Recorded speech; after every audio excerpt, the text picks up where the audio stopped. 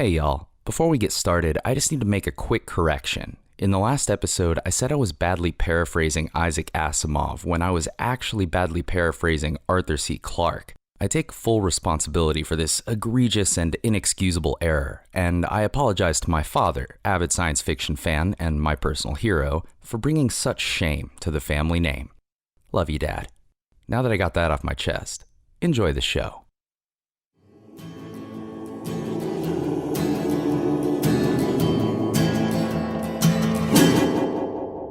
In 1887, a new county was carved out along the Oklahoma line, at the southeast corner of the Panhandle, where the Red River dries out and the border takes a sharp turn north.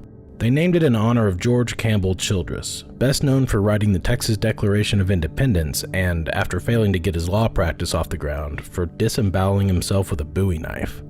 An election was held that April to decide which town would get the honor of becoming the county seat. It was a contentious race between two towns that were only 4 miles apart, Henry and the county's namesake town of Childress. The latter got the most votes, but a slew of special interest and railroad lobbyists contested the results, and the election was ultimately nullified. A redo was held 6 months later, and this time Henry was the winner, and once again, the results were contested. It was a mess, but representatives from both towns finally put an end to the feud by meeting somewhere in the middle, literally. Henry would get the title of county seat, but in return it would officially change its name to Childress. The original town of Childress was effectively dissolved, and its residents just packed up and moved 4 miles down the road to the town formerly known as Henry. The newly consolidated Childress was still a small town though, only a little over 8 square miles, and for 50 years now it's been home to roughly the same number of people, around 6,000. It's also an extremely conservative place, the 9th most conservative in the country in fact, according to a 2015 study. And back in the 1980s, as the town's most famous native son, Lou Dobbs, was starting to hit it big on cable news, conservative small towns like Childress became a prime target for occult forces to infiltrate, operate, and recruit for their dark agenda. At least according to certain gym teachers we know. Quote, "Small towns are particularly susceptible to cults, which look for remote areas where their activities can be more easily concealed."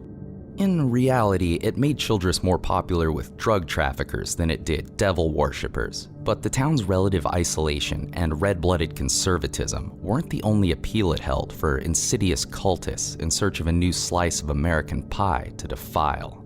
When the Satanic Panic swept the country, Childress had only one real pop culture claim to fame. A brief shout-out in the seminal 1974 horror film, The Texas Chainsaw Massacre. It's just one line, when the final girl runs into the old man and asks to use the telephone. "There's no phone here.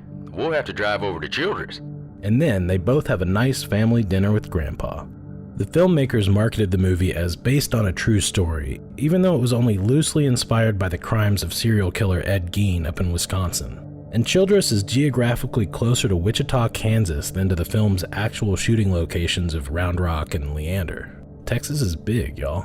Still, the movie had a lasting impact on the town, and a fair amount of people really believed there was some chainsaw cannibal family still at large and selling human barbecue at a gas station somewhere nearby. Kids in Childress like to spook each other at sleepovers with campfire tales of bloodthirsty killers who walked unseen among them, hiding in plain sight. They could be anyone, and you could be next.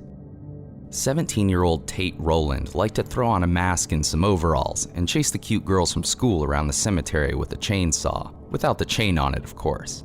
The girls seemed to get a kick out of it, or at least they got a kick out of him.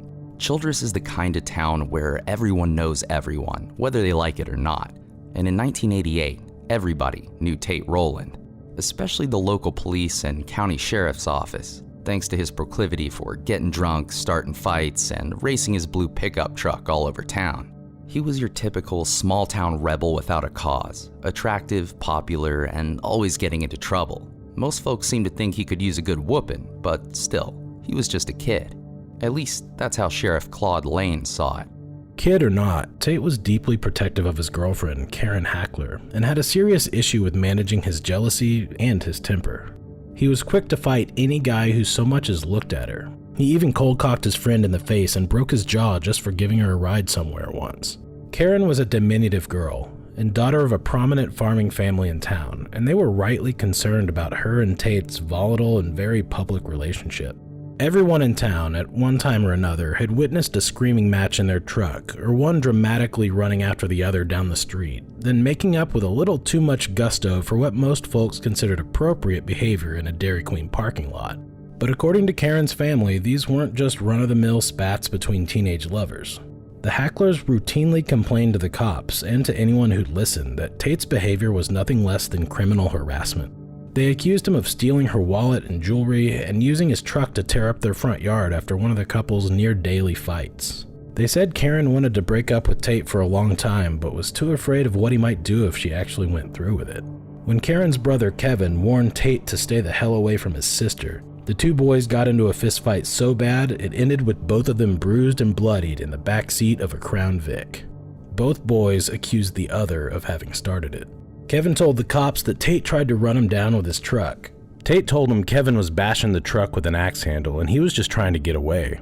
As far as the grand jury was concerned, without any witnesses, it was just a bunch of teenage he said.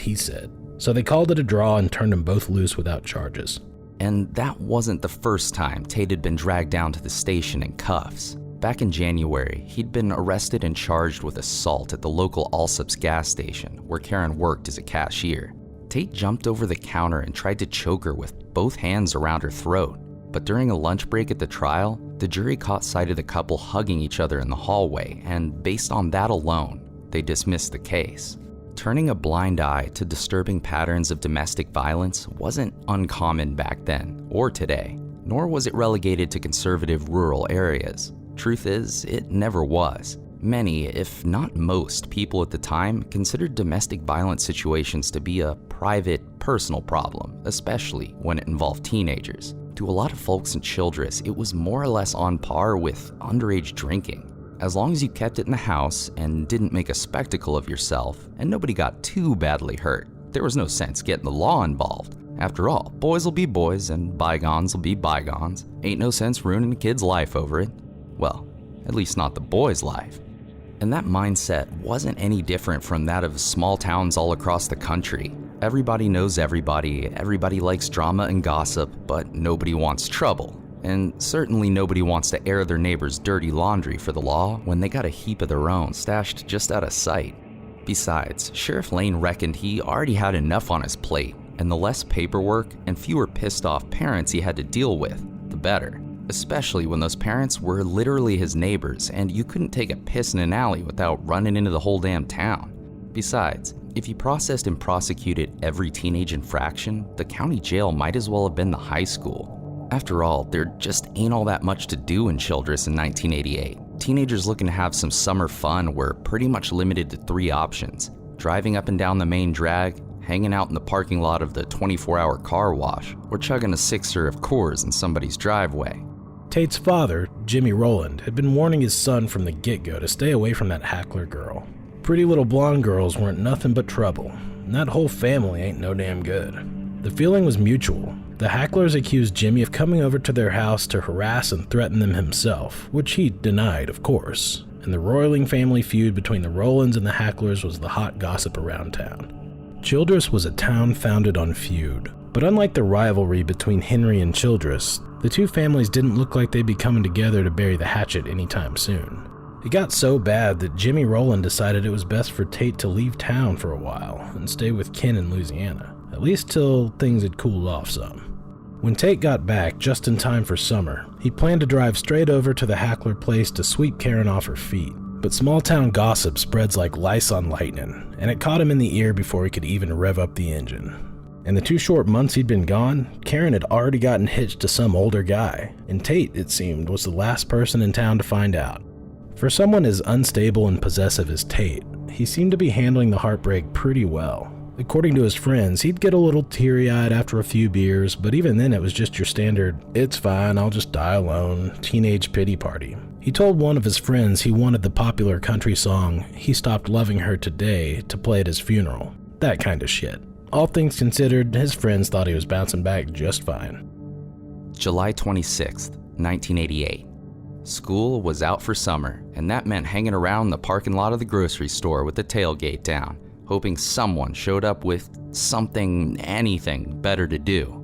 Tate and his friends Bobby and Chad were chatting up a group of girls from school, trying, awkwardly, to flirt and promising to swing by their softball game at the park later that night.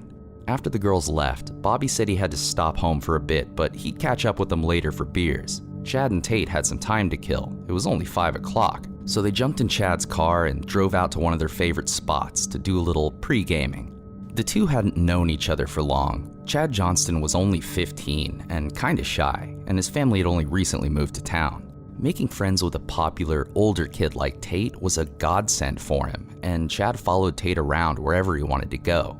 And that summer afternoon, the destination was an old, drooping horse apple tree out in the farmlands just north of town. It was one of their favorite haunts. Nobody around to hassle him for drinking or complain about them blasting tunes on the radio.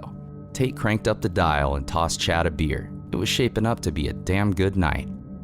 At 6 p.m., exactly 1 hour after the boys had peeled out of the grocery store parking lot, Tate's parents, Jimmy and Brenda, got a knock on their door. It was Chad, alone. "Mr. Rowland? Mrs. Rowland?" he said. "Tate's dead."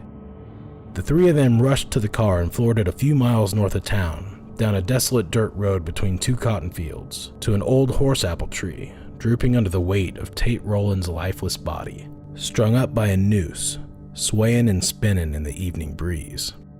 Jimmy choked back his tears, opened his knife, and cut his son down from the tree. And all the while, Brenda would later tell the court, Chad just stood there. Calm as he could be. No tear in his eye, no nothing. Sheriff Lane took Chad down to the station to find out just how in the hell did something like this happen. Chad told the sheriff they was just hanging out at that old tree, listening to music. Yeah, they might have had a couple of beers, but they weren't hurting nobody, so they knocked back a few, and Tate goes and gets the rope out of the car. And Chad's car? Yeah, but... Why is there rope in the car? It's just some rope. It was just in there, probably been there for months. Then what? So Tate takes a rope and he chucks it up over the big old branch on the tree and he says, "I'm gonna hang myself." And Chad laughs because it's like a joke. He's just fooling, like fucking around, So Chad goes back behind some bushes to toss out an empty and then goes up on the road to check and make sure there ain't nobody coming. And when he gets back... How long before he gets back? About maybe 3 minutes, maybe? That's a long time. Road's what, 10, 15 yards away? Ain't like he got a watch or nothing. Just felt like a minute, 2, maybe 3, give or take. Then what happened? And he goes back down to the tree and there he was. Just Tate, just hanging there, spinning around he was dead. Just spinning there. All right then, get on out of here and go straight home. Don't even think about leaving town. Yes, sir. For now, Sheriff Lane felt like he had to take Chad at his word. He didn't have much else to go on, and that Hackler girl had just broken that Rowland boy's heart, something awful. Everybody in town knew that. The coroner felt the same way. It was cut and dry, except for the rope burns, of course. It was a little strange for there to be 2 of them, one above the Adam's apple where the noose had held him, and a second one just below the Adam's apple that didn't make a whole lot of sense. But then again, that Hackler girl did just break his heart, something awful. Sheriff Lane called Chad back down to the station and showed him the photo of the marks on Tate's neck, and suddenly his story changed. Now Chad claimed that when he got back to the tree, he didn't find Tate dead and hanging. Instead, he saw bits of broken rope hanging from the big branch up there, and Tate was lying there on the ground trying to get the broken noose off his neck. So Chad runs over to him, and Tate looks up all sad-like, and he says, "I can't even kill myself." But he dusts himself off, and the 2 of them get in the car and drive over to Tate's house, about 5 minutes or so away, it's a short drive, and get a new rope out of Mr. Rowland's shed out back. Then they drive back to the tree and... Did he say why he wanted to get another rope? No, sir. If he tried to hang himself once, why help him get another rope? 'Cause Tate wanted to. He just wanted to. Then what happened? So then Tate ties himself another noose and he chucks the rope up over the same big branch, and then he gets up on the hood of the car and puts the noose around his neck and just kind of steps off. Why didn't Chad mention any of this before? Why'd the story change? He was scared. What? Be honest now and think hard about the next words that tumble out that mouth. You don't want to get in trouble, not any more trouble anyhow. Look, Tate was all messed up about Karen, had been ever since he got back from Louisiana. Everybody in town knows that. He said some stuff about killing himself a couple of times maybe, but it was just talks. Seemed like it. Like he was just exaggerating, Okay, but once he got the noose around his neck, well, why not stop him? Don't know, to be honest. Just, don't know. A farmer in the area told police he'd seen 2 boys out there by the old horse apple tree that day, about 5:30 or so. Didn't see what they were up to and didn't really pay him any mind. Boys will be boys, but he did notice them drive off and come back again about 10 minutes later, which lined up with Chad's second version of the events. The unexplained rope burn still didn't sit right with the sheriff, but it seemed plausible that it came from the first failed attempt at hanging. Sure, they never found any broken rope at the scene, but there wasn't any real evidence of foul play either. At least not enough to justify all that paperwork. Things like this are hard enough on a family, on a town, and it'd spare folks a lot of pain and trouble if you just kept it simple. Folks like simple. They like cut and dry, black and white. No sense ruining a kid's life over it.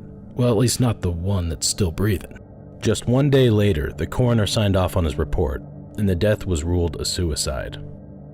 Tate's funeral was held at the Calvary Baptist Church the following day, and it was there that the people of Childress first started noticing that something about this tragic death wasn't quite right. It was just a feeling, a hunch you might say. There was this dark, unsettling chill in the air, and everybody in town could feel it. It was electric, like a storm just about to roll in.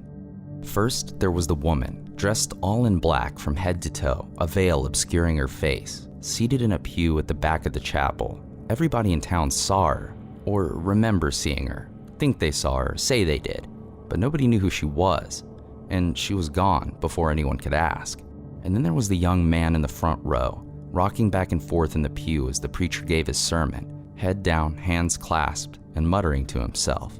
Those close enough to hear say it was just a single word repeated over and over again, almost like a chant. Suicide, suicide, suicide, suicide, suicide. Once Tate Rowland was returned to the earth, the old horse apple tree between 2 cotton fields at the end of a dirt road had a new name, the Hanging Tree.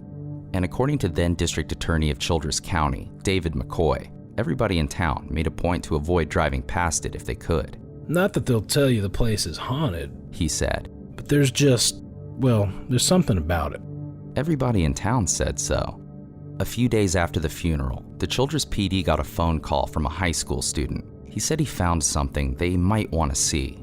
About a quarter mile from the Hanging Tree, officers found a cow skull lodged in the trunk of a long-dead tree, its empty sockets glaring down at a circle of logs surrounding a carefully stacked pile of rocks. It was deliberate and man-made, no doubt about that, but the cops on the scene all agreed it looked like, felt like, more than that. It was unsettling, sinister even. They'd all read the brochures and the checklists issued by the state, and they'd attended a seminar or two. They knew exactly what they were looking at. This was an altar, and it sure as hell weren't for worshiping God. A few nights later, an officer on patrol spotted someone in the cemetery as he drove past. He couldn't get a good look at him, just a shadowy figure in the dark, but something about it gave him the creeps. It looked like whoever it was just standing there, hovering over a grave. On his way back to the station, the officer decided he ought to stop by the cemetery just to check things out. In the very place where the figure had been standing, he found a fresh grave marked with a brand new tombstone. "My special son," the epitaph read, "Jansen Tate Rowland, love, Dad." And it was dripping with fresh, thick globs of spit. And that was far from the last unusual occurrence in Childress to be reported in the wake of Tate's death. There was also the school teacher's dog, stolen right off the lawn, or at least it was missing. But it wasn't the type to run away, so, explain that. While driving past the cemetery, someone claimed to have spotted a burning wooden cross planted in the dirt of Tate's grave, belching black smoke into the sky. When the cops came to investigate, the cross, and any evidence it had ever been there, was gone. By the time school started in the fall, every kid in town knew the dark truth that the grown-ups were too scared or too oblivious to admit. Tate Rowland had been a member of a secret satanic cult that had come to take over Childress. But first they had to find a blonde-haired, blue-eyed child to sacrifice to the devil in a dark ritual of blood magic. And all 4 daughters of Tate's sister, Terry Trosper, were perfect candidates. The cult had commanded Tate to kidnap one of his own nieces, but he refused. It's so obvious he didn't kill himself. The cult murdered him for disobeying orders and it made it look like suicide to cover it up. I'm telling you, man, it's true. I swear to God. My friend told me his friend in Lubbock has rock-solid proof of it on videotape. My cousin used to swim in his pool every Sunday, and my mama saw a whole thing about it on Sally Jesse just the other day. She says the Satan worshippers are doing a worldwide conspiracy, and this just proves it. Dad says the media don't want us to know that real stuff, though, because, that's why they got taxes and stuff. And just between you and me, Sheriff Lane, yeah, he's in on it. Dad says he's one of them kitty touchers. And the rumor mill grinds on, a perpetual energy machine fueled by fear and fantasy, and spitting out only more of the same for it to gorge itself upon. The more it feeds, the faster it churns. The faster it churns, the more it feeds. If you say it enough times, if you get enough people to repeat it, to believe it, is it still a lie? Repetition makes things sound true until they are true, and the mill grinds on. But this wasn't just teenage gossip. Everybody in town knew there were at least a dozen cultists at the hanging tree that night to watch Tate Rowland die. Even the town newspaper, the Childress Index, had it on very good authority that there were upwards of 20 cultists operating in the area, and Lord only knew how many more were lurking in the shadows, hiding in plain sight, walking among us unseen. They could be anyone, and you could be next. A woman told police that a few days prior to Tate's death, she'd seen a group of very suspicious-looking teenagers at the park. They were dressed all in black and blaring black heavy metal music from their car stereo, including at least one song that mentioned Satan by name. The teens were pushing their feet around in the gravel, she said, so once they'd driven a safe distance away, she went to see what it was they'd done.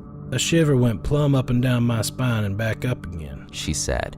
The teens had shaped the gravel into a perfect circle and scrawled 3 numerals around it: 6, 6, and 6. To make this even thicker, District Attorney McCoy said, about the same time as these rumors started, we had strangers in cars showing up at the grade school parking lot trying to pick up little kids. That's a dadgum fact. But it isn't. Not exactly. We can't confirm it or disprove it, but what we can say is that no kids were reported kidnapped, no arrests were ever made, and there was no real evidence, at least that we could find, that it ever happened at all. But that was irrelevant, really. The rumor mill's ceaseless grind now had the whole town on edge. And like we'll learn the hard way in part 3, once kids are involved, shit really goes off the rails. Childress, Texas was now fully in the grip of the Satanic Panic. And just like in so many other towns across America, fantasy became indistinguishable from fact, skeptics became suspects, and paranoia ate plausibility whole.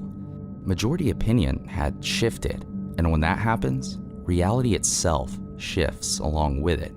The sheriff's office phone lines were flooded with reports of cult activity and neighbors accusing neighbors, people they'd known their whole lives and ran into every single day, of being clandestine cultists out for blood. No one could be trusted. Not anymore.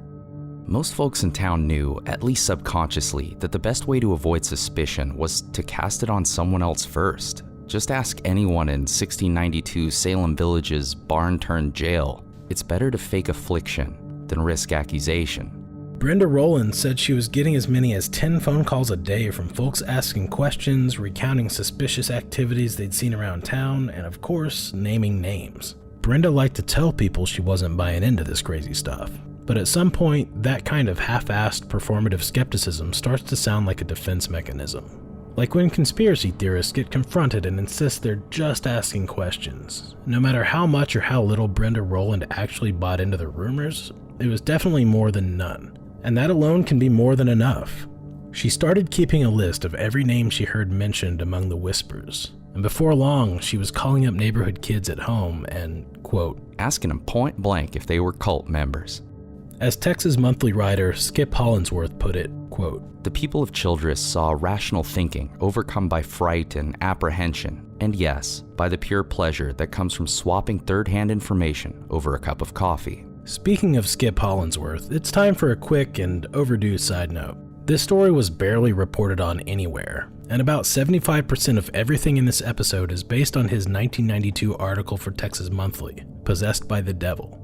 Believe me, we tried hard to find more sources. We even reached out directly to the paper formerly known as the Childress Index for archived microfiche, but they said they didn't digitize anything published prior to 2014. We obsessively spent weeks trying to fill in every gap we could and tracking down every source there was to find. But still, the bulk of this story comes straight from Skip's unparalleled journalism and inspirational flair for creative nonfiction.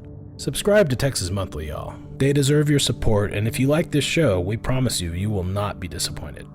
Anyway, the Childress police got a phone call out of the blue from their counterparts down in Lockhart, the undisputed barbecue capital of the world. They'd gotten a report from some concerned parents whose young daughter was deeply disturbed by something she'd heard from another girl who was in town visiting from Childress. The Childress girl apparently had a dream, or more accurately, a nightmare, about an older boy from back home. She said the boy was murdered by a group of bad people dressed in all black robes, who prayed to the devil the way that good folks pray to God. In the dream, the bad people surrounded this boy and strung him up by the neck until his feet stopped kicking. The bad people, she said, held their meetings in an abandoned house just outside of town, illuminated only by a blood-red light on the porch. And the parents of these bad people were part of it too. In fact, they'd run another boy down with their car just a few years earlier. As weird as it might sound, a police report like this wasn't nearly as uncommon during the Satanic Panic era as you might think. But what makes this one particularly strange is that the girl's dream was surprisingly accurate. Just a few years earlier, a 15-year-old had been struck and killed by a car while walking home from work one night, just outside of Childress. But that could be easily written off as a coincidence. People get hit by cars all the time, and sadly, their killers often get away with it. But there was more. That kid had died in the road not far from an old derelict house that had recently burned down, one that the locals often described as haunted. Before it collapsed in the fire, the house was easy to recognize too, by the blood-red light on its porch. The Childress PD thanked the Lockhart chief for the info, but what the hell were they supposed to do with it? What did it all mean? As Halloween approached, rumors began circulating that the cult was planning to dig up Tate's body to steal his collarbone and the knuckle from his pinky finger for use in a satanic ritual. So naturally, some local teenagers were stoked to go to the cemetery and scope out that gnarly shit. We thought it'd be, fun. Get some dates, go out there, see what's happening. One of the teens later told a, quote, spellbound grand jury. We don't know his name, so we'll just call him Tim. They met up at the Childress Cemetery gates after nightfall, 8 of them in all, and piled into the bed of his pickup truck. Tim drove slowly toward Tate Rowland's gravesite at the far end of the grounds, no radio, headlights off. They didn't want to get spotted by the cops, or anyone who might be hiding out there among the rows of headstones and the dark shadows between. Hey, you hear it? What is that? Is that music? Tim cut the motor. Everyone froze, eyes darting nervously in every direction, listening. Tate's grave was just up ahead, or at least they thought it was. It was close by. It was too dark to say for sure. It was just too dark. Where's it coming from? Y'all, you gotta get out of here. Shut up. What? Everybody shut up for a second. Suddenly, a blinding light from straight ahead, 2 beams, headlights, an engine roaring to life, coming right at them. It's the cult! Drive, man! Drive! I'm trying! Go, go, go! Tim pushed the pedal to the floor, but the headlights were coming fast, catching the groundskeeping shed in its beams, and it lit it up like daylight. One of the girls pointed at it and screamed. The walls were covered in symbols, spray paint, maybe blood, fresh, dripping, shimmering red in the moonlight. Pentagrams, dozens of them, the sigil of Satan. They reached the gates and swerved out onto the road, the headlights right behind them. Hold on to something, y'all. Tim hit the gas, and the teens held on for dear life. Get to the drag! Allsup's still open, people be there. Fuck that, go to the police station! The truck tore down the main drag, fast enough to put some distance between them and the headlights, but not fast enough to shake them. Tim cut hard into a parking lot and slammed on the brakes. Go on, let them chase me to the cops. The kids jumped out of the truck and scattered, making a mad dash in every direction as the headlights crept around the corner and caught them in the sights of their high beams. Go! Tim slammed on the gas and peeled out towards the police station. Come on, you bad mother, come on. And the headlights sped after him. Thank God, the others were gonna make it. He was almost there, coming up on the courthouse now. He looked up at the headlights in the rear view, right on his ass. Almost there, goddammit, he ain't gonna die like that. Ain't nobody's sacrifice, you devil-loving motherfuckers. Suddenly the headlights flicked off, and the street was dark, empty, quiet. Oh, what the hell? Tim slowed the truck to a stop and looked over his shoulder to make sure his eyes weren't just playing tricks on him. They weren't. It was as if the car had just vanished the split second the headlights clicked off, almost like it had never been there at all. When the driver we've been calling Tim told this story to Hollinsworth, the reporter described watching this strange moment of realization and fear visibly wash over the young man's face. In what Hollinsworth described as a terrified whisper, Tim said, "Is this gonna be in print? Is it? Oh Lord, the Colt's gonna get me for sure now." This was a big, burly guy, and Hollinsworth made a point to mention that he was a 240-pound linebacker, and this was 4 years after the fact. A few days after the Halloween headlights incident, a 15-year-old named Ray Wilkes was arrested after he had gotten drunk, stolen somebody's car, and wrapped it around a telephone pole. Ray was a troublemaker who, like Tate Rowland, was well acquainted with the cops and sheriff for all the wrong reasons. But unlike Tate, he lacked the good looks and charisma it apparently required to weasel out of whatever dust-ups with the law he got into. And that seems to have run in the family. Ray's father, Frank, and his older brother, Darwin, had racked up their fair share of felonies and misdemeanors over the years. And anytime the Childress rumor mill got to spinning, the Wilkes clan often found themselves caught up in its churn, whether they deserved it or not. That night, after they'd dragged Ray's drunk ass out of the wreck of someone else's car and got him into the back of one of theirs, the officers on duty claimed he was ranting and raving at him about Satan the whole way back to the station. In fact, they said he confessed to being a member of the cult everybody's been talking about. Ray even insisted he'd been present at the hanging tree to watch Tate Rowland die. To the cops, this felt like a terrifying validation of everything their training seminars and pamphlets had been warning them about. The cult was real. And they were the ones who'd made the first big bust, the one that was sure to break this whole secret cabal wide open. They were going to be heroes, but they got a little ahead of themselves. It was impossible for Ray Wilkes to have been at the hanging tree that night. In fact, he probably had the most rock-solid alibi anyone can have. He was in jail at the time.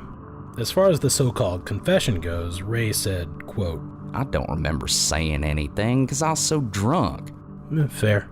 The police decided it probably wasn't a good idea to slap a 15-year-old with a murder charge based solely on blackout drunk rambling. But still, there was something going on here with all this cult talk. It's not like all those seminars and checklists and Donahue specials my wife's always going on about are just, what? You think they just made all that shit up?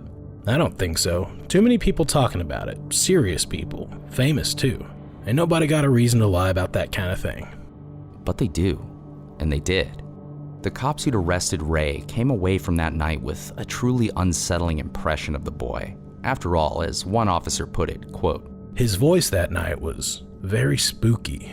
The CPD was going to keep their eye on Ray Wilkes, on that whole family of no-good sons of bitches. Besides, everybody in town had seen the graffiti they got up there on the side of their rundown farmhouse. They tried to cover it up, but you can still make out the blood-red letters beneath those uneven coats of cheap white paint. District Attorney McCoy thought it said the Devil's Den, but others swore up and down they saw the graffiti themselves, or, well, their friends saw it, or maybe they just heard it somewhere, but they knew for a fact it said, "We worship the devil."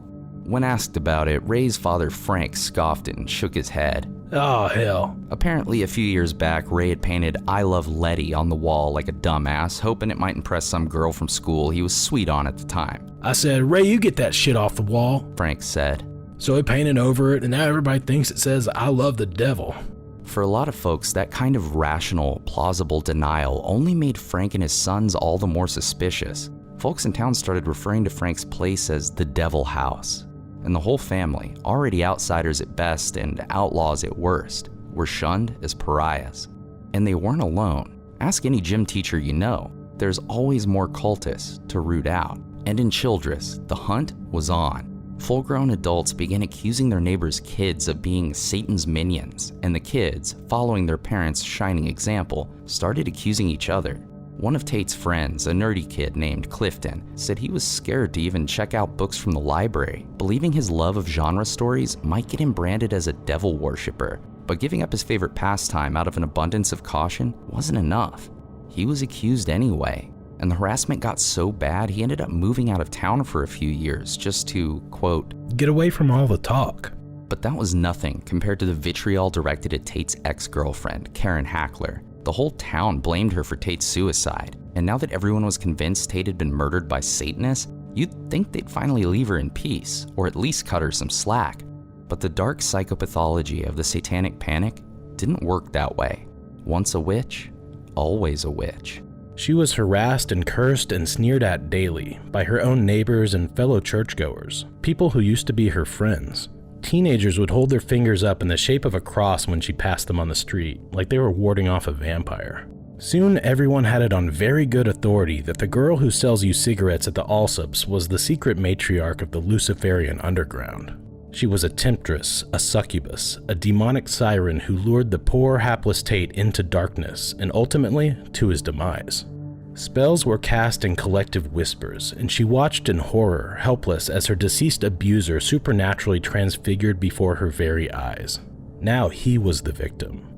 Her victim. And Karen Hackler was the true abuser and the queen of the willing damned. My name is smeared everywhere, she said. I don't know where it's come from, but I don't have to listen to that garbage. People who know me and my family and know none of this is true. Childress just wants to believe it because this town has nothing else to do. Luckily, rumors and gossip, no matter how dark and enthralling they are, have a shelf life. The churn of the rumor mill slows with time, and after a couple years went by, the whispers had all but died out. Folks moved on, and the accused and afflicted alike could finally start piecing their lives back together from the wreckage. But the devil's work is never truly done, and soon his infernal shadow, long as night and twice as dark, fell over the town of Childress once more, filling the air with the blinding fog of paranoia and snuffing out their fleeting glimpse of daylight. May 31st, 1991. 3 years had passed since Tate Rowland's death, and his older half-sister, Terry Trosper, was having a rough time. She and her husband had recently separated, and she'd given up custody of their 4 young daughters, leaving her alone in a dark place. The 22-year-old slipped into a deep and deepening depression, finding her only relief in self-medication and self-destruction. Her new boyfriend, a 28-year-old local named Ricky Bradford, was fresh out of the state pen, having served some time for aggravated assault. And that was just the latest rap on a long sheet of everything from DUI to attempted kidnapping. Having lost her family, Terry did her best to fill that void with Ricky's crowd of hard-partying scofflaws who District Attorney McCoy described as sorry to the core. And one of those sorry folks was Darwin Wilkes, Frank's eldest son, Ray's brother, and Ricky Bradford's right-hand man. It was Friday night, and Darwin had the devil house all to himself, since Ray was out doing God knows what, and Frank was spending the night in jail for punching a cop. Again. So Darwin called up Ricky, Terry, and the boys to come party hard and drink even harder. According to Ricky, everybody got super wasted, and as things started winding down, he and Terry crashed out in one of the bedrooms. At some point during the night, Terry got up and stumbled her way out into the living room, where she promptly passed out standing up and crumpled to the floor. The boys helped carry her back to bed and laid her down next to Ricky, who was still out cold and snoring. Ricky woke up at 9:30 the next morning, likely on account of that weird feeling you get after a night of partying where you're painfully dehydrated but also desperately need to take a piss. Anyway, he looked over at Terry, face down on the pillow, covered in puke, and he reached over the mess to shake her awake, but he recoiled at the touch of her flesh. She was so cold. He didn't even look at her. He couldn't. He didn't have to. Ricky staggered out into the living room where his friends were still passed out on the floor. "I think she's dead," he said. "She's dead." Terry's autopsy report showed her blood alcohol concentration to be 0.23, which, depending on her weight and other factors, could have been anywhere from 4 to 10 drinks. The cause of death was ruled pulmonary aspiration of vomit, or in layman's terms, puking while passed out and choking on it. The police found no evidence of foul play and closed the case as a simple, accidental death of despair. But the derelict old rumor mill, creaking and groaning its way back to life, picked right up where it left off, spinning lies into gossip, into lore, into truth, churning faster and faster than it ever had before. The autopsy report's conclusion couldn't be further from the truth. At least that's what we heard from Tammy down at the Super Nails, who has a friend, Irene, whose brother used to work at a funeral home. Tate Rowland didn't string himself up from that big old spooky tree. He was murdered. And the sheriff, the DA, the mortician, all of them were covering it up. Everybody in town knows that. You honestly gonna tell me with a straight face that it's just a coincidence that Tate Rowland's sister up and choked on her own sick in that freaking devil house on accident? Please, you're not that gullible, are you? Terry's friends say she never believed the official story about Tate killing himself. Not for a second. Right up to her death, she never accepted it. She was hell-bent on finding out who killed him. She knew the truth and she was fixing to expose them all, so they shut her up for good, just like they'd done to her brother. That's a fact, and I should know, my daddy's a judge. Mark my words, the cults come back to Childress. And just between you and me, I ain't sure they ever left. And in a way, they were right. The biggest lies, after all, often sprout from the smallest kernels of truth. But we'll get to that later. When Ricky sat down for an interview with Hollinsworth, he told the reporter that Terry had been depressed as hell about the loss of her family, had been ever since they first started dating, and the never-ending, ever-evolving rumors about Tate's death only drove her deeper down into it. She'd attempted suicide once before, recently, by taking a bottle's worth of pills.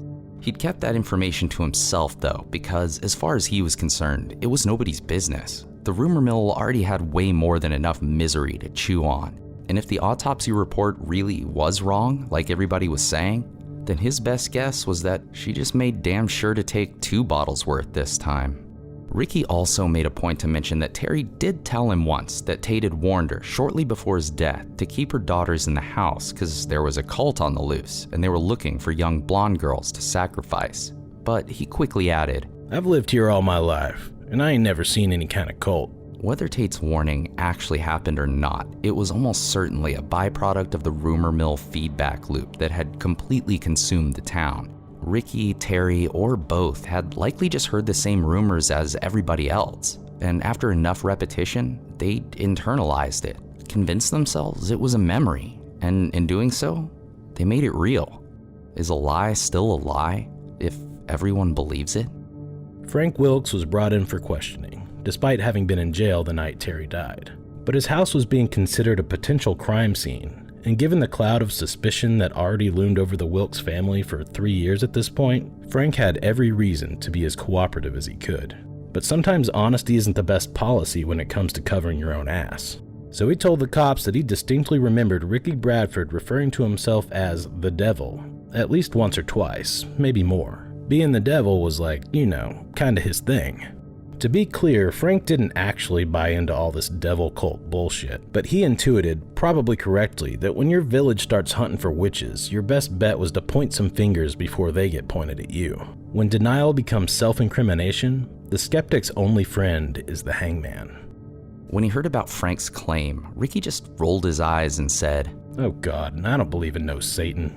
But Ricky's siblings weren't just gonna let Frank point fingers without pointing some of their own. Ricky's sister threw the accusations right back at the Wilkes family, saying, quote, "I've listened to Darwin say that he works for the devil, and he knows the devil, personally." Ricky's brother went even further, claiming Darwin and Ray once invited him out to the graveyard to summon ghosts. Quote, "Them Wilkes brothers been seen wearing black capes and doing Ouija boards and loading goats into a car. I ain't lying." Darwin responded to that, quote, "Oh, shit. Me and Ray do crazy things when we get pissed off at people. We say we're masters of Satan, and we say horns gonna come out our heads. That's just having some fun. We don't believe in nothing. We're atheists. All these rumors about devil worship in this town is just made up bullshit by people who's scared." And while the rest of the town was busy crying witch, Jimmy and Brenda Rowland were alone with their grief. The wound Tate's death left in their heart was still just as fresh as the day Jimmy cut his son down from that tree. And now, only 3 years later, they had yet another funeral to attend. Terry's passing would mark the 4th time Jimmy Rowland would bury his own child.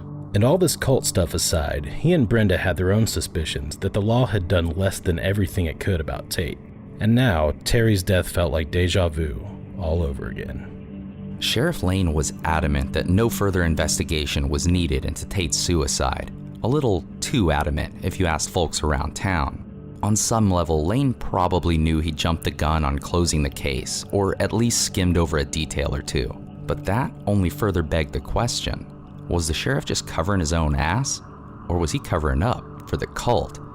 In the Panic's climate of paranoia, the overlap between self-delusion and self-preservation can make things hard to parse, but the rumor mill doesn't churn on nuance.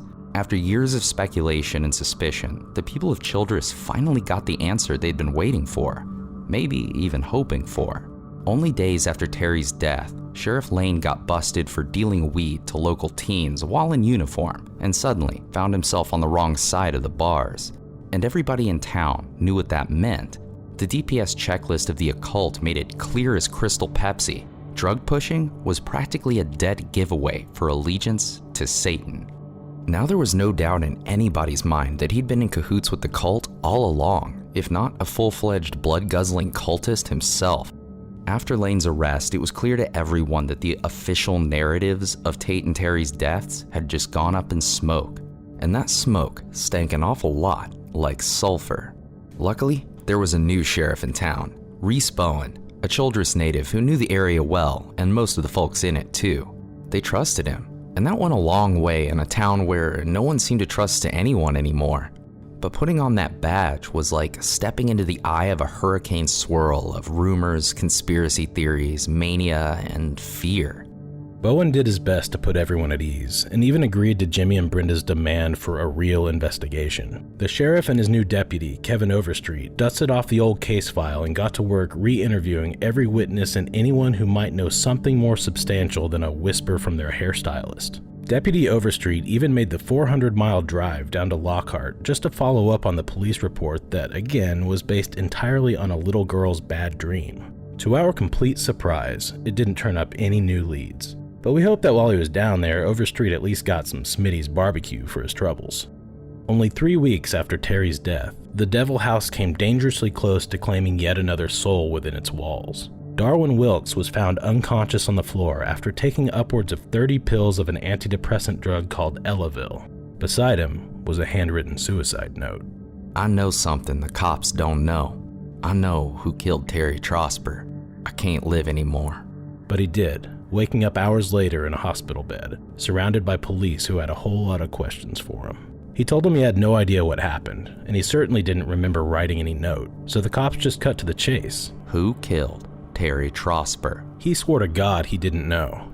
He didn't have any reason to think anyone even had. It was just an accident, wasn't it? Sheriff Bowen couldn't get a good read on the kid. Maybe he was telling the truth. Maybe he was just a good liar. Darwin, for his part, agreed to the sheriff's request to take a polygraph test just as soon as he got out of the hospital. But when the doctors released him the next day, Darwin hopped in his car and made a beeline for Dallas. Bowen let it slide for now. If Darwin had any money at all, it sure as hell wasn't Dallas money, and he'd come running back to his daddy's place soon enough. Besides, the sheriff had more pressing matters to attend to, like calling in a forensic pathologist he knew from Amarillo, Dr. Sparks Veazey, to give him a second opinion on the autopsy results. And yes, Dr. Sparks Veazey is an objectively kick-ass name. And yes, we will take every reasonable opportunity to use the name in full for the remainder of the episode. And yes, we're not sorry. When he saw the photo of the rope burns on Tate's neck, Veazey was astonished that no one thought it warranted a formal autopsy. These were two distinct and separate ligature marks, the medical term for what we've been calling rope burns. The first one, above the Adam's apple, was exactly what you'd expect to find after a full suspension hanging. But the second mark, much lower down on the neck, wasn't really consistent with that. It's possible that it came from failed hanging attempts prior to death, but a mark like that was more what you'd expect to find after a strangulation. On the recommendation of Dr. Sparks Veazey, arrangements were made to exhume Tate Rowland's remains from Childress Cemetery exactly 3 years and 1 day after he'd been laid to rest there. And it's important for us to note that exhumation is fairly uncommon in general, but disinterment for the purpose of an autopsy is extremely rare. There's a lot of legal hurdles involved, like permits, archaeological supervision, specialized contractors, ethical concerns, permission from the next of kin and the cemetery property owners, not to mention the legal rights of the dead themselves, which remain surprisingly intact, even if their actual remains don't. So it was kind of a big deal for a disinterment autopsy to happen in a place like Childress, and law enforcement had to have a damn good reason to go through with it. Namely, new, compelling evidence that the case in question was a murder. The rumor mill and local media quickly took it upon themselves to start divining what they could from the still buried entrails. The front page headline of the Childress Index declared, "Autopsy to determine if death was sacrifice." And that discordant convergence of small-town drama and speculative anthropomancy also happens to be the universal siren song of the muckrakers. On the day of the exhumation, crowds of locals, curious out-of-towners, and TV cameras from stations all over West Texas and the Panhandle gathered around the Childress Cemetery shortly before dawn to witness the spectacle of, well, a crew of workers methodically digging a hole for hours before eventually hauling a box out of the ground and loading it into the back of a car. It probably didn't live up to the demonic despoiling they seemed to be hoping for, but luckily District Attorney McCoy was on the scene to give the people and the cameras what they wanted. McCoy used his impromptu airtime to announce two major-ish developments in the case. First, he claimed to have received an anonymous death threat in recent days, which was apparently so sinister that it didn't require any details or further explanation. The second development came out of Sheriff Bowen's recent interview with Chad Johnston, whose story changed yet again. In this new third telling, there was no longer a failed first attempt, no trip back to the Rowlands house to fetch another rope, and no 3-minute break to go check the road for passing cars. According to McCoy, Chad said, Tate started jacking around with the rope by swinging around the tree with it, and then I went to take a leak, and when I came back, Tate had hung himself. Granted, 3 years had passed since he'd last talked about that tragic night, and like we'll get to in part 3, memories can be a tricky thing. Still, Chad's waffling on his story and his inability to explain it raised some reasonable suspicions. And since he'd retconned the failed hanging attempt out of the canon, that second rope burn on Tate's neck no longer had any plausible explanation. Except, of course, foul play. Once McCoy had had his fill of the limelight, the reporters turned to the crowd looking for local yokels to interview about their run-ins with the devil. One man told them he'd personally seen the cultist with his own 2 eyes dancing around a bonfire on the banks of the Red River just the other day. As soon as his words hit the airwaves, other people in town suddenly and coincidentally remembered seeing that very same thing too, or at least they'd heard it from a friend who say they saw it somewhere, and they probably did, on television earlier that day. Repetition makes rumors into memories, and the feedback loop churns on. Meanwhile, Dr. Sparks Veazey wasn't having much luck with the autopsy. Tate's casket hadn't been sealed properly before burial, and as you can probably imagine, when a casket isn't airtight, things can get a little messy. The decomposition was far too advanced to provide much of anything conclusive, but he did find one thing: traces of a drug in Tate's bloodstream at the time of death, Elavil, the same antidepressant that nearly killed Darwin Wilkes just a few weeks earlier. It was a fairly common drug at the time, but doctors rarely prescribe it these days because, well, taking too much is likely to kill you. It's the same stuff that killed legendary musician Nick Drake back in 1974, and it wasn't the kind of drug most people would consider recreational. If you take more than the recommended dose and manage not to die, it still wouldn't be all that much fun, unless of course you get your kicks out of instantly falling asleep. I'm starting to think I kinda do. This was a potential link between Tate's death and Darwin's close brush with it, but instead of shining some light on the case like they hoped, the discovery only served to thicken the already convoluted plot.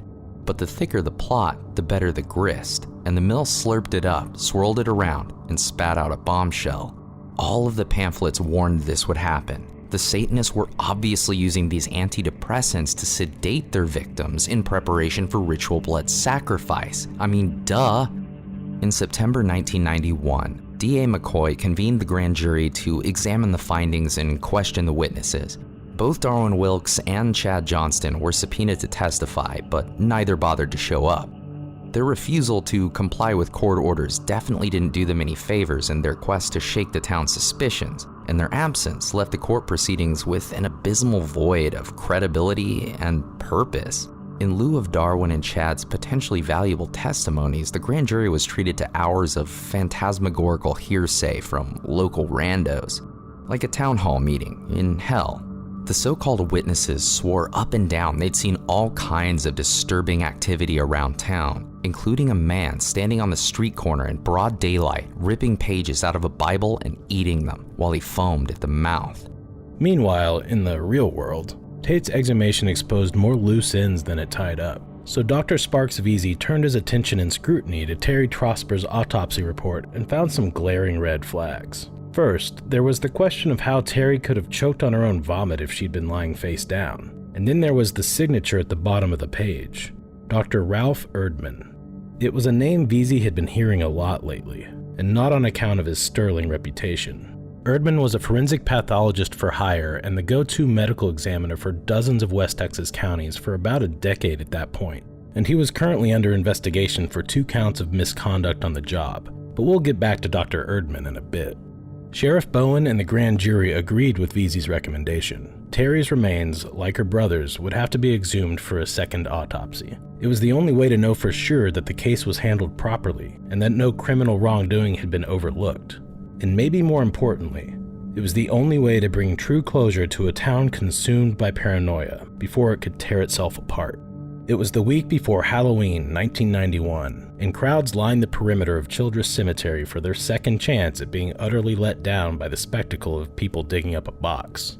Ever since Tate's exhumation, the mystery surrounding the deaths was drawing more and more media attention every day. And on that late October afternoon in a small town graveyard, there were damn near as many cameras as there were tombstones. With the Devil's birthday mere days away, that's a riff on our old friend Jack Chick, in case you were wondering. Dr. Sparks Vesey completed the autopsy and presented his findings to the sheriff. It was true that Terry had died from asphyxiation, but not from choking on vomit. Vesey was, quote, 70% sure that her death was no accident. There were contusions in her mouth and all along her inner thighs, indicative of a violent assault, specifically one in which an assailant pinned her legs to the ground, while a second assailant held her mouth and nose shut until she stopped breathing. 70% wasn't absolute certainty, but in Dr. Vesey's professional opinion, Terry Trosper's true cause of death was likely suffocation, murder. And that wasn't all. Blood tests also confirmed the presence of a certain antidepressant in her system, Elavil. District Attorney McCoy called a press conference and announced that his office was opening a new investigation into the death of Terry Trosper as a homicide, and they had reason to believe that there were at least 2 individuals involved in the murder. The unidentified killers, he told the cameras, were still at large. They could be anyone, and you could be next. At that point, according to Hollinsworth, it was damn near impossible to find anyone in Childress who didn't believe a satanic cult had infiltrated the town, and everyone had a story to tell. There were reports of black-robed fiends holding secret meetings behind the dry cleaners. Someone found a baby lamb dead in a cotton field with its heart ripped out. One person claimed to watch in petrifying terror as a man demonstrated his black magic by pointing at somebody's cat and commanding it to die. It's unclear whether the cat actually dropped dead on the spot or if the witness just saw some guy yelling at a cat. Either way, it was totally devil magic. After the exhumations, the rumors were spreading faster than ever, and by the time anyone had a chance to investigate or disprove one of these wild claims, there'd already be 5 more in circulation. Besides, no one wanted to appear too skeptical, too eager to debunk what good, normal Christian citizens had seen with their very own eyes. With all this hullabaloo about a Luciferian cult, the First Baptist Church of Childress decided it might be prudent to address the issue before things got out of hand. So they hired a team of experts to host an educational seminar open to the public, all are welcome, to help get everyone on the same page and hopefully dispel all these baseless rumors before someone else gets hurt. Just kidding. It was a rousing and fact-free shit show, where self-proclaimed occult experts told 450 terrified and spellbound locals and police that their town was infested with bloodthirsty cultists who were using heavy metal music to secretly teach teenagers how to dig up bodies from the cemetery for sex. Seriously. It's easy to laugh, and it's kinda hard not to, but it's important to remember that the seminar attendees were just ordinary, everyday people being told by authority figures they trusted that these were legit experts. And the presentation itself had that superficial yet convincing veneer of scientific credibility and professionalism. Plus, all of this was happening in a time before the internet was something the average American had even heard of. It's easy to forget sometimes that back then people still understood and respected expertise, And to them, research was something academic scholars did while poring over dense tomes in a library for hours on end, not a thing you do by watching YouTube videos on your phone while you're taking a dump at work. It was a different time. Soon after the church seminar made things undeniably worse, the grand jury reconvened to hear the new evidence and determine how to proceed from here. It seems like there was testimony from half the damn town, so we'll just give you the highlights. Karen Hackler, Tate's ex, claimed she never heard anything about a cult until after Tate's funeral when the rumors started. Her parents said Tate even called the house on the day of his death and mentioned having thoughts of suicide. Chad Johnston showed up this time, and when it was his turn, he stuck to his third version of the story. As D.A. McCoy put it, Chad said Tate thought Karen was messing with his mind, and Tate got sick of it. He thought he could make her feel sorry. When asked if he could explain the second rope burn on Tate's neck, all Chad could say was, "I don't know." Ricky Bradford and Darwin Wilkes had both been summoned to testify, and of course, both immediately skipped town. But Frank Wilkes, the master of the Devil House himself, agreed to take the stand, and he dropped a bombshell right out of the gate. He said Darwin had confessed to him that someone who was at the party that night murdered Terry, but he didn't know who, or at least he didn't say. It was also revealed that Frank's elderly father had an active prescription for Elavil, and that he kept a sizable stash of it at his house. But for the most part, all the new information was more or less just hearsay or circumstantial, and at the end of the day, the grand jury adjourned without much to show for it. Reporters confronted D.A. McCoy outside the courthouse and asked him, Mr. McCoy, who killed Terry Trosper? To which he confidently replied, "We're just one witness away from knowing that." But whoever that witness might be, they weren't talking. 4 months went by without anything McCoy could tout as progress. Investigators didn't have much to work from in the first place, and having to sift through the constant flood of rumors, bogus tips, and dead ends made it difficult, if not impossible, to pursue every lead. The more rumors folks spread, the more the case would drag out, and the more it dragged out, the more rumors there were to spread. Ironically, the town's obsession with the case seemed to all but ensure that it would never be solved. But one afternoon, Sheriff Bowen got some unexpected visitors down at the office. "Sheriff, we got some stuff you might want to hear. About Terry."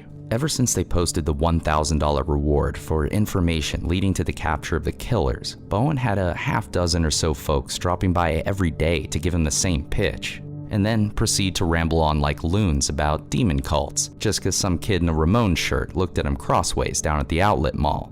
If it had been anyone else, Bowen would have told him to just leave a brief report with the secretary, as brief as you can make it, and thank you kindly, y'all have a blessed day now, okay? Okay then.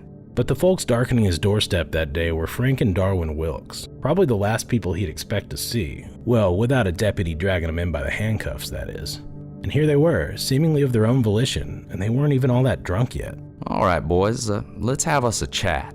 Last night, they had a barbecue out at the house, had a few folks over, nothing fancy, and Ricky Bradford shows up. And everybody was drinking, you know, but Ricky looked like he'd had a few on the road over, too. So they was all drinking and talking, and Ricky hears Terry's name come up. Who mentioned her name? Who brought her up? Shoot, can't say for sure, you know, drinking, but she just come up and passing or the like. Okay, then what happened? Then, all of a sudden, Ricky just blows up. He says, "Yeah, I killed the bitch," just like that. He's all red in the face, real fucking pissed off, and he says to Darwin, he says, "Look here, you tell anyone about this, I'm gonna burn down that shit house of yours and cut your goddamn eyes out." And then he up and drives off. Just like that, huh? Just like that. The sheriff would have been the first to tell you the Wilkes weren't the kind of people you'd accuse of having too much credibility. But sitting across from him there in the office, they looked dead serious and uncharacteristically sincere. And with all the rumors and accusations flying around, Frank and Darwin's story might have been the most believable he'd heard in weeks. It was far from a smoking gun, but it was a whole lot better than the overflowing stacks of nothing they already had in the case file. Bowen brought the news to McCoy and the other investigators, but they all agreed that their case against Ricky Bradford, as it stood right now, was a weak one at best. But they also knew that the second Ricky got wind of all this, which wouldn't take long in this town, he'd be halfway to Mexico by nightfall if he didn't kill somebody first.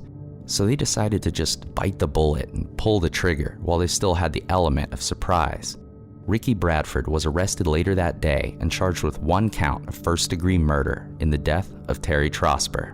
Ricky insisted he was innocent and that Darwin was just trying to frame him to get the $1,000 reward, which Darwin did in fact collect. And though Ricky didn't know it at the time, there was another thing Darwin stood to gain from pointing the finger at his own best friend. After disappearing to Dallas to avoid taking the sheriff's polygraph test, he rolled back into town about a week later and was immediately picked up by the sheriff, and reluctantly, Darwin agreed to submit to the lie detector. Quick side note.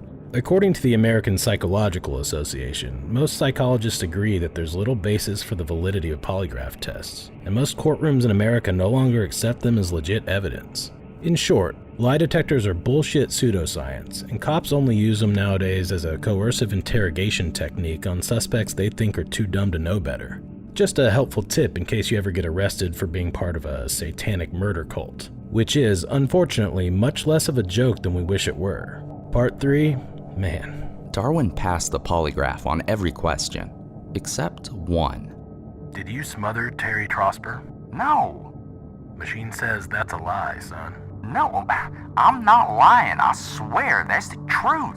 Fuck your machine. I ain't killed nobody. The cops was just trying to frame me, Darwin said later. Hell, I was asleep the whole time she's supposed to have been killed. I couldn't have smothered anyone. Of course, that wasn't much of an alibi, given that it applied to everyone who was at the house that night. They were all drunk and all claimed to have been passed out at the time of Terry's death. No one at the scene would have been capable of confirming or denying with any real credibility whether or not they'd seen any of the others get up at some point during the night.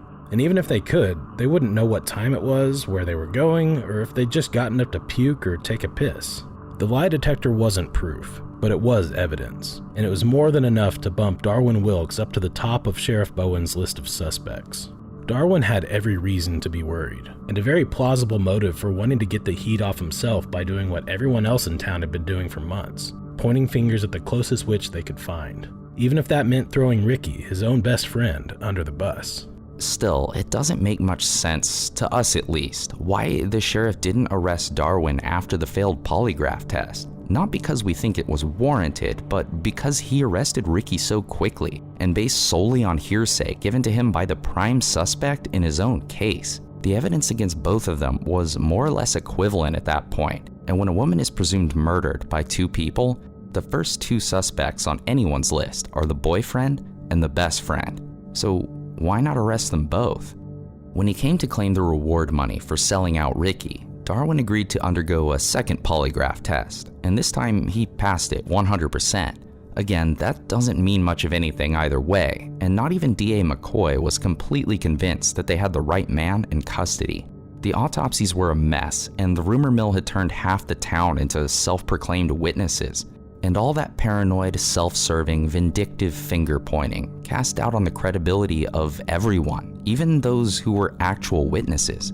District Attorney McCoy, for all his media showboating, had deep reservations about prosecuting a case so weak. Ricky Bradford is a sorry individual, he said, but I don't want to send him to prison just for being sorry. But with all the media attention fueling an already out-of-control rumor mill, the people of Childress were living in constant fear for themselves and their children. It didn't matter if the Satanists lurking behind every corner were real or just shadows playing tricks on a paranoid mind, because the effect it was having on their lives, relationships, and mental health was undeniably real. The people needed certainty, normalcy, closure, and they needed it fast, before the town's unraveling social fabric and sanity completely came apart. Unfortunately, folks in a situation like that tend to conflate closure with the word justice, and they couldn't have justice unless Ricky was locked away for good and all his cohorts were rounded up, whether he was actually guilty or if those cohorts even existed at all. It simply didn't matter. McCoy knew that if he didn't throw the book at Ricky, no matter how weak the case might be, the whole town was going to see it as a miscarriage of justice, incompetence, or worse, collusion with the cult. He was at the mercy of their pitchforks, and maybe the only way to break the spell of hysteria to end the years of rumors and madness was to give them what they wanted. Maybe that's why they moved so quickly to arrest Ricky in the first place. The mob was getting restless, so maybe McCoy gave them a witch to burn. And if Ricky was innocent, well, maybe a ritual sacrifice would be enough. It didn't matter who you were, How young, how healthy, how smart, skeptical, or careful, paranoia is contagious, and no one is immune. In the lead up to Ricky's grand jury hearing, someone found a white cat dead on the side of the road, its chest ripped open and its heart removed, nowhere to be found. When Sheriff Bowen saw the photo, all he could do was shake his head. I don't know what it means, he said. But it's gotta mean something. But it doesn't, and it didn't. Repetition turns exposure into infection. A few weeks later, a middle-aged couple living in town was apparently discovered to have, quote, pornographic and satanic artwork in their home. Things like an outline of Texas with a pentagram in it, which sounds like a badass t-shirt we should probably make for our Patreon. Did we mention we have a Patreon? Anyway, it's unclear why the cops had searched their home in the first place, or why they didn't think that art was super badass. All we know is that McCoy seemed to think it was justified, and that he'd found, quote, some kind of staff that the priest of a cult organization's supposed to have. It's unclear what kind of staff those organizations are supposed to have, or where the DA got his knowledge of infernal scepters, but for the record, Hollingsworth describes the object in his article as, quote, a thick metal rod.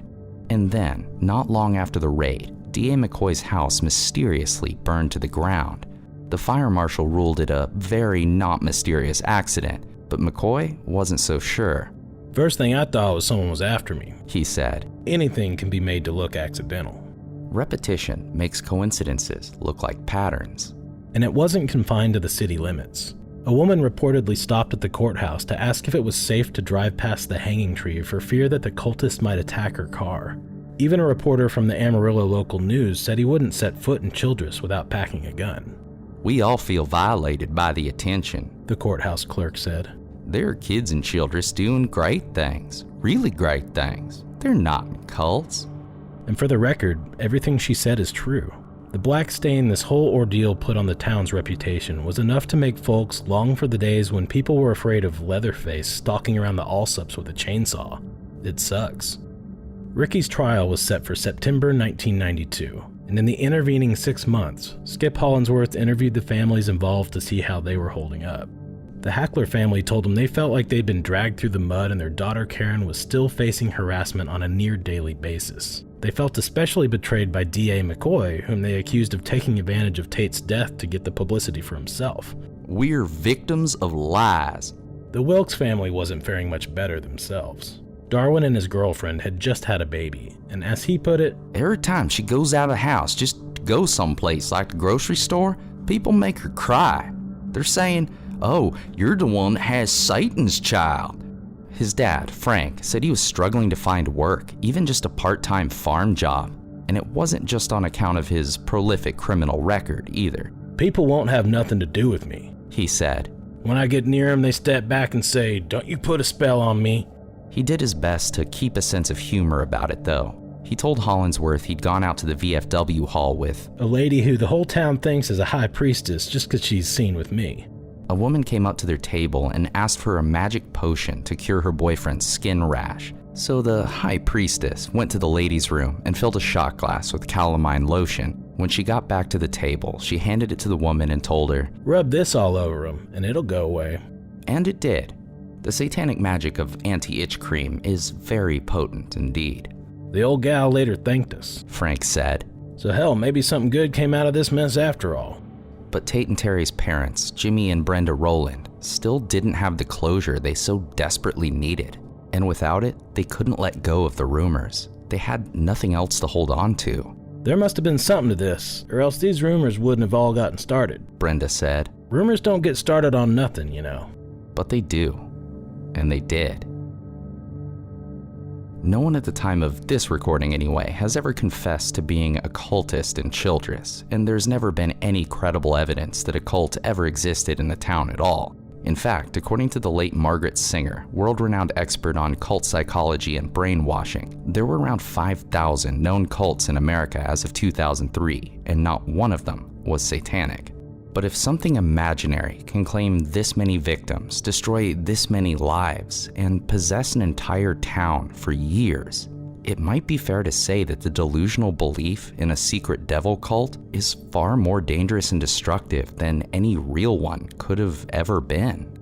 Within the span of less than 4 years, the Satanic Panic had turned Childress, Texas into a town of 6,000 unreliable narrators who could no longer trust anyone, even their own friends. And don't forget, we're talking about an isolated rural small town in a time before the internet. Childress wasn't an anomaly. If anything, it was late to the party. This was 1992. By that point, the entirety of America had been the devil's playground for over a decade, and it still wasn't over. Like we said earlier, we could barely find anything about this case outside of Hollingsworth's article. And since the article ends before Ricky's trial began, we don't really know for sure what happened after that. We ran a Texas criminal background check on Ricky Bradford and found that he's currently serving a life sentence in Huntsville for a first-degree murder conviction in September 1992. Without any court records or news coverage of the trial, we have no idea how it went down, who testified, or what evidence was presented. Although it would be extremely unlikely if it weren't, we technically can't even say for sure if his conviction was for the murder of Terry Trosper. It probably was, but as strange as it sounds, we can't prove it. And this story, we're sad to say, ends with a lot of unanswered questions and a very frustrating lack of closure. But we'll come back to that. There's still an epilogue of sorts we need to get to first. In the immediate aftermath of Terry's death, Brenda and Jimmy Rowland were absolutely certain that the investigations into their children's deaths had been incompetent and incomplete at best. Whether it was all a sinister, satanic cover-up or just sloppy police work, the Rowlands had a hunch that there was more to the story. Their gut said dig, so we did. Remember that pathologist who performed Terry's first autopsy? Not Dr. Sparks Vesey, of course, but the one who ruled her death an accident by claiming erroneously that she choked on her own vomit. His name was Dr. Ralph Erdman, and even though it's not exactly a big piece of this puzzle, we still think it qualifies as a little more to the story. And not just in the Childress case, but in the broader story of how and why the Satanic Panic happened the way it did. In most American cities, autopsies on potential crime victims are done by medical examiners who work for the local government where the investigation is taking place. But in rural jurisdictions, especially back then, they didn't have the budget to hire their own full-time pathologists, so they had to bring in outside contractors anytime a case required that kind of work. And throughout the 1980s, Dr. Erdman was the forensic pathologist contracted by 48 counties throughout West Texas and the Panhandle. His contract with Lubbock County alone was grossing him $140,000 a year. Adjusted for 2020 inflation, that's about $250,000. And because he was so good at cranking out autopsies in record time, he was performing as many as 400 per year. That's more than one autopsy per day if he never took a single day off. Like we mentioned earlier, Dr. Erdman was facing a series of complaints over alleged misconduct shortly after he did Terry's autopsy. So when Lubbock police officer Bill Hubbard was reassigned to the ID section of the department a few months later, he inherited a folder overflowing with complaints about Dr. Erdman. Hubbard tried to find a rationalization for what he was reading, but he just couldn't make any sense of it any other way. The only conclusion he could draw from it all was that Lubbock County District Attorney Travis Ware was, and had been for some time, colluding with Dr. Erdman to produce problematic, if not outright fraudulent, autopsy results and expert witness testimony for cases they wanted to win. If this was true, then innocent people were going to jail and guilty people were going free, all for the benefit of, and at the behest of, prosecutors and police departments, not just in Lubbock, but throughout West Texas. So Officer Hubbard respectfully confronted Ware about the complaints, hoping for a reasonable explanation, something he must have missed. Instead, Ware essentially told him to keep his mouth shut and his head down, or he'd be liable to find himself in a world of hurt. Hubbard wasn't having it, but it was pretty clear to him by the end of the meeting that Ware didn't much care whether he was having it or not. And soon, Hubbard would find himself the target of an intimidation campaign he described as, quote, something out of a mafia movie. Hubbard wasn't the first to complain about Erdman's conduct, of course, but he would be the first member of law enforcement to take the stand during a capital murder hearing and testify under oath about Erdman and Ware's corruption. And all 3 network stations in Lubbock would have cameras in the room when it happened. Ware began conspiring with his right-hand assistant, Rebecca Atchley, to destroy Hubbard, or as they preferred to call him, quote, that motherfucker. The plan was to frame him for a crime he didn't commit. If they couldn't get him to shut up, they could at least wreck his credibility and send a message to any other cops who might be thinking about growing a conscience. You fuck with the system, you get the cage. While the most powerful DA in all of West Texas was busy plotting against his own police officers, Dr. Erdman was now under investigation for a litany of offenses in multiple counties, the most prominent of which revolved around the autopsy of a man named Craig Newman. Newman had been found dead on the floor of his Levelland home, and Erdman's autopsy report concluded that the cause of death was an accidental overdose on cocaine. The family was shocked, confused, and kind of pissed off. They insisted unequivocally that Newman had never used drugs in his life. There had to be something wrong here, they thought. So they pored over the details of the report, and one thing immediately stood out to them like a liberal in Childress: the weight of Newman's spleen. It was, at best, an egregious oversight on the part of the pathologist. Craig Newman didn't have a spleen. It had been removed in surgery years before he died. That tiny detail, much to the chagrin of D.A. Ware, was something Lubbock authorities couldn't ignore.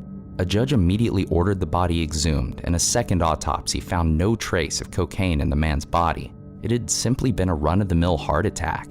But that was kind of beside the point, because no incisions had been made in Newman's body at all. Dr. Ralph Erdman had never conducted the autopsy. He just made up the whole report.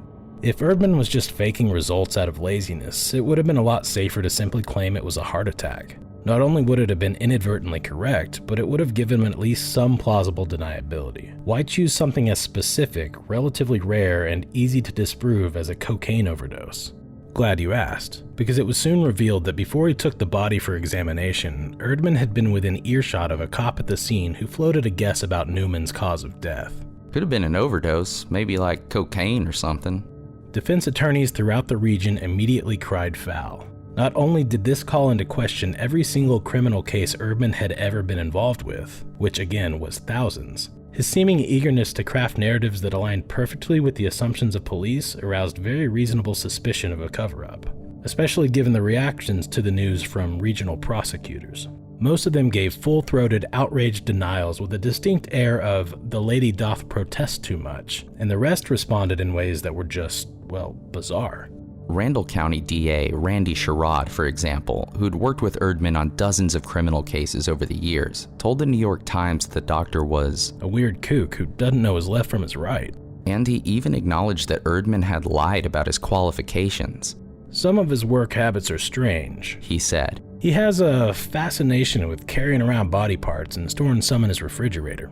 The fact that he didn't seem all that concerned about any of that was a little odd on its own. But odder still, he went on to defend the quality of Erdman's results.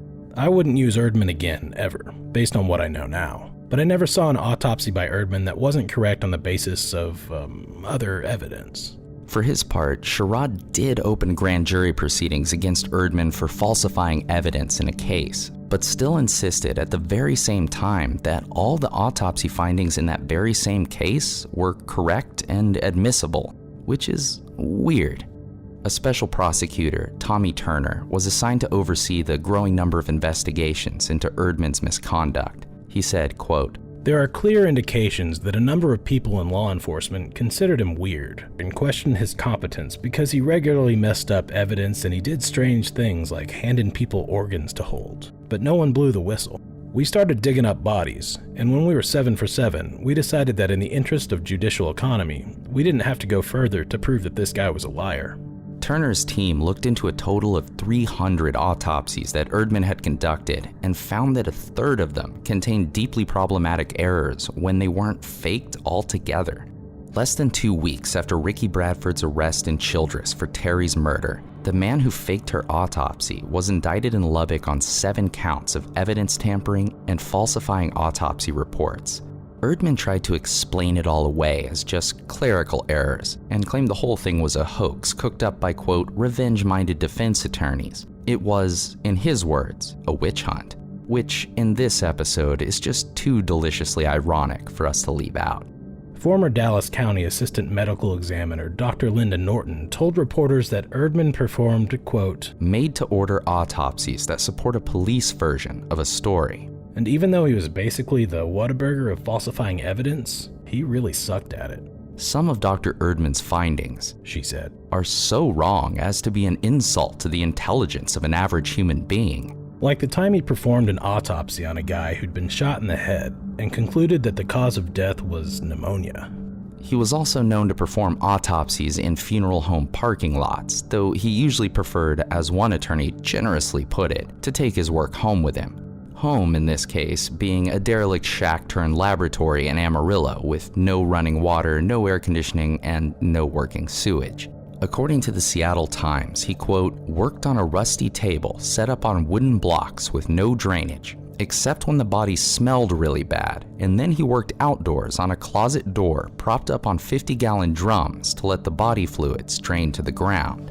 During an interview with 60 Minutes that was filmed inside his home laboratory, the cameraman inadvertently caught footage of the inside of Erdman's kitchen refrigerator, which clearly showed several vials of blood and urine nonchalantly shoved between a jar of jelly and a bottle of picante sauce. Investigators in Plainview sent him the body of a decapitated woman to examine, but he didn't return the corpse for 8 years. When he finally sent back the remains, there was nothing left but bones, one of which was a skull. He'd forgotten that the victim had been decapitated and assumed he'd simply misplaced her head, which apparently is just an everyday oopsie. He reckoned it was best to play it safe, so before sending back the remains, he tossed in the skull of a random 14-year-old boy from some unrelated case, hoping no one would notice. And that somehow wasn't the first time that happened. He'd previously misplaced a head in an investigation for Odessa, another oopsie that resulted in a mistrial in a capital murder case. He later admitted that the head eventually just turned up again, but since the case was already closed, he simply threw it in the trash. Yes, like the regular trash you put on the curb every Wednesday. And despite those pretty glaring clerical errors, Dr. Erdman stayed on the job for years without so much as a slap on the wrist, even enjoying heaps of public praise from prosecutors like Travis Ware. So yeah, maybe West Texas defense attorneys had a point. They claimed Erdman was being protected by prosecutors because he had a knack for telling them exactly what they wanted to hear. As true crime writer Jim Fisher put it, quote, if the prosecution needed a victim or suspect to have alcohol in his or her blood, that was not a problem. If a certain time of death was necessary to incriminate a defendant, Dr. Erdman would provide it, even if such a precise estimation was scientifically infeasible. Erdman surrendered his Texas medical license in exchange for 10 years probation and a $17,000 fine, all as part of a plea deal arranged by none other than District Attorney Travis Ware. It wasn't a gesture of good faith toward the doctor, though. It was a strategic move to keep himself from getting dragged into a protracted, highly publicized trial that would have almost certainly exposed his corruption to the world in a way that he wouldn't have been able to weasel out of this time. The president of the Lubbock Criminal Defense Lawyers Association said of the deal, it's outrageous and suspicious that a matter of this importance to the integrity of the judicial system is being settled behind closed doors. Ware, meanwhile, was on the warpath. He and Ashley were actively and conspicuously recruiting people to join their conspiracy against Officer Hubbard, and if his targets refused, he threatened them with career ruin or even prison time. Some of them resigned from their jobs on the spot, unwilling to be a part of Ware's corrupt scheme. That's admirable and all, but they, like so many before them, still didn't blow the whistle. Ware and his co-conspirators were undeterred by the growing chorus of negative press, and allegedly went so far as to orchestrate attacks on Hubbard's defense team, hiring unidentified henchmen to slash their tires, fire shotguns outside their houses at night, leave piles of roadkill in their yards, and even burglarize one of the attorney's homes, 5 nights in a row. A prominent defense attorney and a Lubbock police officer stepped up to publicly support Hubbard's whistleblowing. So Ware falsified evidence against them and bribed a justice of the peace to slap them both with bullshit indictments, then had them arrested.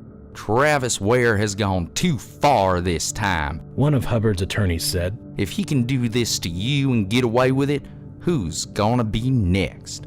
Thankfully, a judge intervened to issue injunctions and drop the false charges against the whistleblowers, and Ware was ousted from office when he lost re-election in a landslide. But that was it. For all the crimes he allegedly committed and all the people he fraudulently sent to jail, the only consequence Ware suffered was losing his job. And that was only because the voters held him to account when the system failed or refused to do so. It's not at all unreasonable to assume that, if he'd won that election, Ware would have faced no consequences at all. And Travis Ware wasn't just some rogue bad apple. If anything, he was simply the low-hanging fruit in a sprawling culture of corruption with deep roots and long branches. We found dozens upon dozens of reports chronicling 3 decades of corruption involving prosecutors, DAs, sheriffs, police departments, and medical examiners throughout West Texas, including a litany of complaints, indictments, overturned and disputed convictions, bribery, fraud, witness tampering, perjury, autopsies performed while drunk, and even body harvesting for the black market. And nearly everything that I just listed was allegedly taking place as late as 2019. When Hubbard was fraudulently indicted by Ware, it was the first time he'd gotten a taste of what West Texas law enforcement looked like from the outside, and what he saw shook him to the core.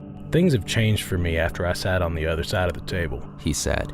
I've lived the nightmare of being wrongfully indicted and charged, of being wrongfully dragged into the system. That's changed my attitude towards others accused of crime. Now, as I go about my law enforcement duties day in and day out, I am much more cautious in evaluating evidence before I ask that a criminal charge be brought against an individual.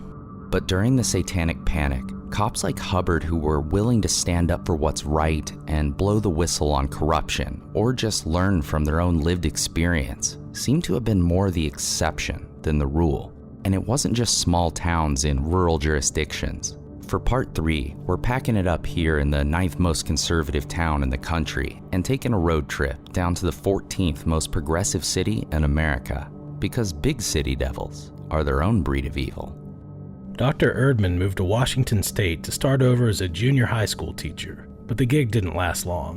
In 1995, he was busted for illegally possessing firearms, a violation of his probation as a convicted felon. 122 firearms to be exact, found stashed in trunks in weird places throughout his house, including a fully automatic M16.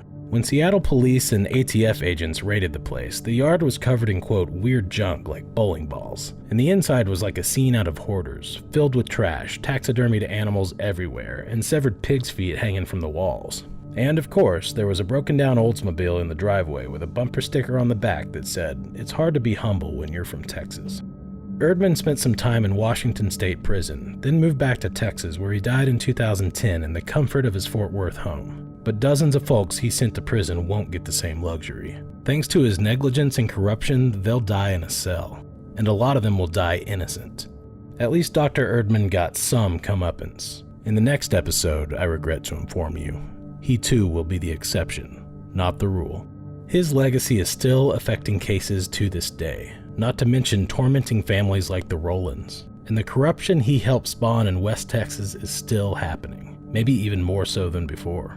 Like we said, the lack of closure is frustrating, but it's also a pattern. In a lot of ways, Childress was a microcosm of the Satanic Panic as a whole. Stories like that unfolded all over America, and while they're each unique, they all share some common themes, motifs, and archetypes. There's very few heroes, a whole lot of villains, some real, some imaginary, some both, and a frightening number of victims. Taken together as one long story, the Panic never had any real closure either. No righteous comeuppance for most of the bad faith actors, and most notably, no definitive ending. It eventually just kinda faded away. We can map the steady decline, but there's no distinct termination point, and we have a theory about why that might be, one that we sincerely hope is wrong. What if the Satanic Panic has no satisfying or even identifiable ending because it hasn't happened yet? What if we, all of us right now, are writing that ending for ourselves? To be continued. TEX ARCANA is written and produced by us, Ryan Sheffield and Brad Dewar. Recorded here in beautiful Denton, Texas. Home of our great friend and great photographer, Adam Neese. His photos are the foundation of the collage art that we make for every episode, and you should check out his work sometime at adamneese.com. This show is made possible by Elizabeth Yang, Volt Ron, Zach Wayne, Sean Treat, and our other generous supporters on Patreon. You can become a supporter of the show at patreon.com/TexArcana. The more support we can get, the more TEX ARCANA we can make. Music by Whiskey Folk Ramblers.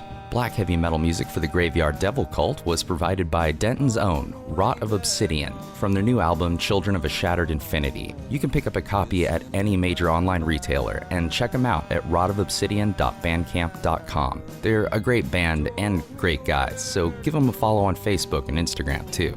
We'll be back soon with the third and final part of this series. And thanks for listening, y'all.